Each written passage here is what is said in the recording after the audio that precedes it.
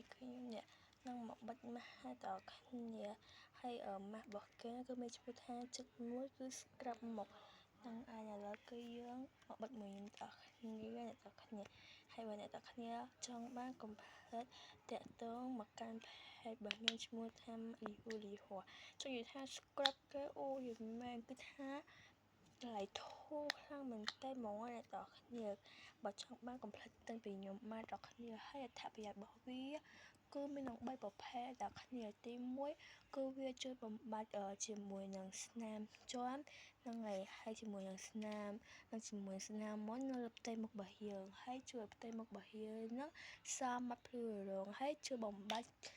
ជួយជំរុះកោសិកាចាស់នៅលើផ្ទៃមុខរបស់យើងទៀតឥឡូវគឺខ្ញុំនឹងមកធ្វើការលាបវាចឹងណាចឹងគេថាហើយ scrub គេនឹងជួយឲ្យចឹង scrub មកដល់គ្នា scrub កាហ្វេដល់គ្នាអូយ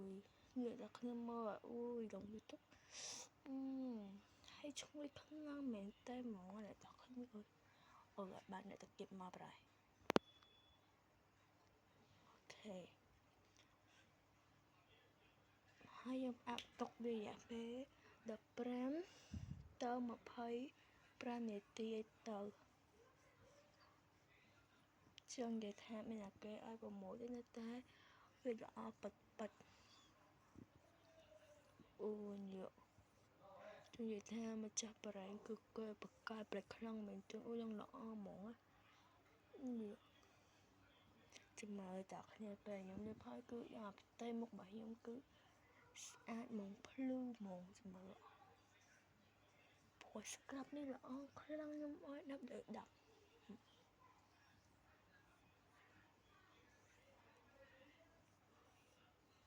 ចង់និយាយថាកាលមុនណាគឺមុខខ្ញុំអីប៉ុណ្ណាគឺមានរោបមានអីមានមុនមានអីឥឡូវគឺថាបាត់អស់ហើយ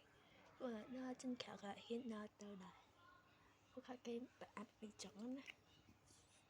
តែឥឡូវនេះពេលបានផលជាមួយនេះគឺ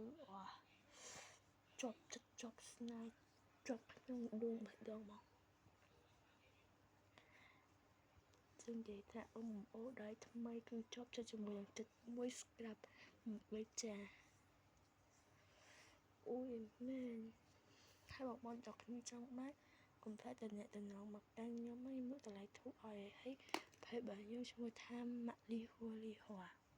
អွာយទៅហើយមានចិនហូបម៉ាក់កូន3នាក់ពាក់អាវសដូចគ្នាហ្នឹង yes នឹងផែកខ្ញុំហ្នឹងណាហ្នឹងឯងអួយដល់គ្នាមើលមុខខ្ញុំមកអួយទៅក្នុងកាមេរ៉ាមើលទៅខំ scrub ទៅនៅគេ scrub ឆោអញ្ចឹងណាហើយខ្ញុំត្រូវឲ្យវាຕົកចឹងពេលខ្ញុំថតឲ្យពេលខ្ញុំមកឲ្យចឹងមើលដល់គ្នាមើលស្បែកមុខខ្ញុំហ្នឹងឯងអញ្ចឹងគឺខ្ញុំត្រូវផ្អាប់ទុកវាពេល15នាទីហើយចាំមើល15នាទីក្រោយខ្ញុំខ្លាចទៅជាមិត្តចឹងចាំទស្សនាភាគតទៀតបាយ